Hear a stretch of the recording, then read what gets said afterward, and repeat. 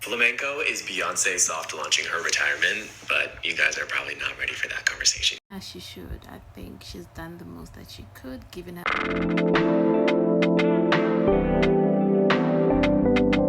best years for us.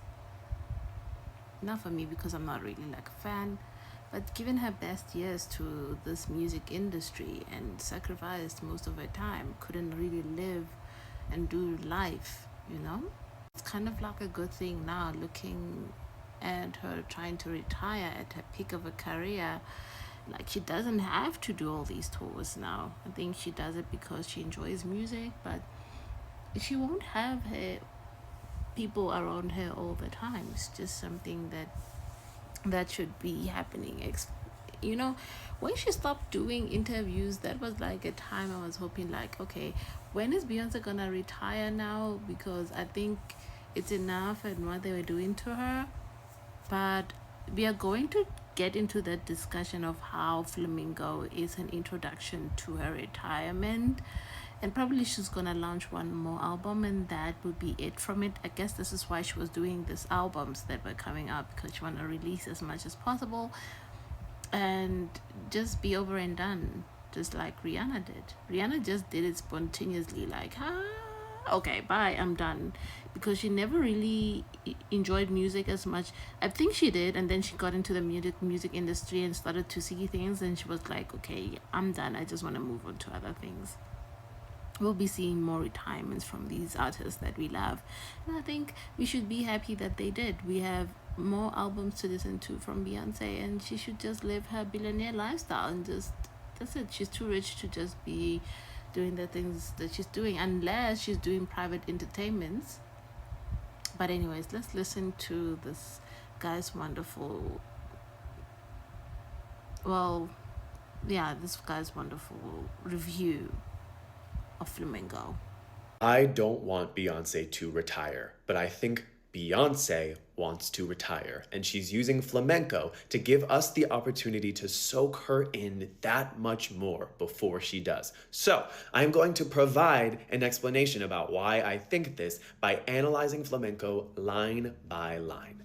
Let's get started. Right out the gates, we're hit with this. My mind has been telling me to settle right on down. Pretty self-explanatory, but I think this is Beyonce kind of reflecting on her very, very busy career, and that in the last about 30 years, she has had no time to relax, no time to settle. And when does she want it? Right now. And then we have day ones have been telling me that they won't be around. Who are your day ones? Your day ones are not your best friends. Your day ones are the people that knew you from day one of your life. That would be your mom, your dad, and any older siblings. Those are your day ones. So her day ones, as in Miss Tina and Matthew, are saying, we won't have the rest of time to spend with you. We won't be around forever. So maybe you're going to want to savor some of these summers instead of going on tour. I hope that you know that once I loved you.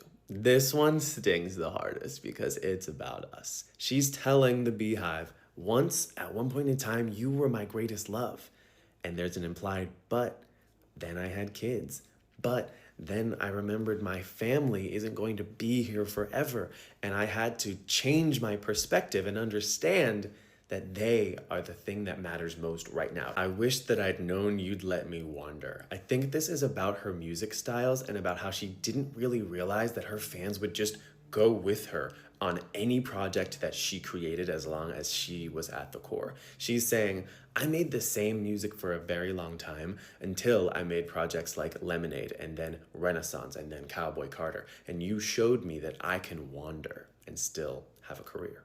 Then we have a prayer. I hope that God knows that I'm in need of help right now, right about now. She's saying, I need help figuring out how I'm going to tell these people who I used to love that I need to leave them right now. Then we have my soul is reminding me that we're forever young. This is an affirmation. This is Beyonce reminding herself that even though she's dedicated what she thought was her entire life to superstardom, that she is still always going to be young enough for a completely new chapter. And we got another affirmation. Inhale and exhale my breath until the deed is done. The deed being the announcement that she is going to retire, and all she has to do to survive it is breathe through it. Then she updates by saying right about now. So she's gonna do it soon. Not right now, but maybe in the next 5 years. Then I hope that you know once it's over, coupled with, and take what you love, so hold me closer. This is the good news. This is her telling you,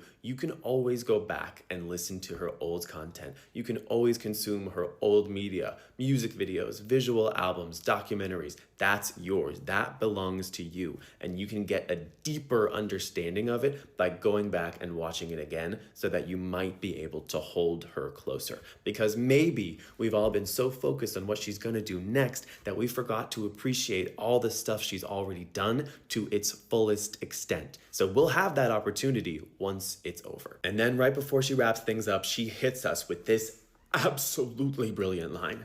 Realize that you don't know what you've got until it's gone. Which at first glance you think, oh, that's just a play on you don't know what you have until it's gone.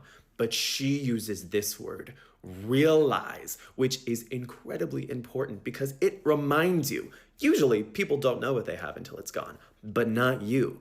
You can realize this and be aware of this. And because of that, you can appreciate things before they're gone. If you realize this trope, then that is what you can do. She's giving you the opportunity in the middle of the project. Strategically, she's saying, this is going to be gone, but before it's gone, there's still Act 3 to enjoy, there's still Act 3's tour to enjoy, and then there's still the all-encompassing film. She is giving you the opportunity to soak that all in, while subtly reminding you that it's gonna be over after that. And when does she want you to realize it? Right about now. Well, there you have it, folks. That's how Matt sees it. And even if I'm wrong about everything I just said, one thing is always true. We have the opportunity to appreciate Beyoncé today.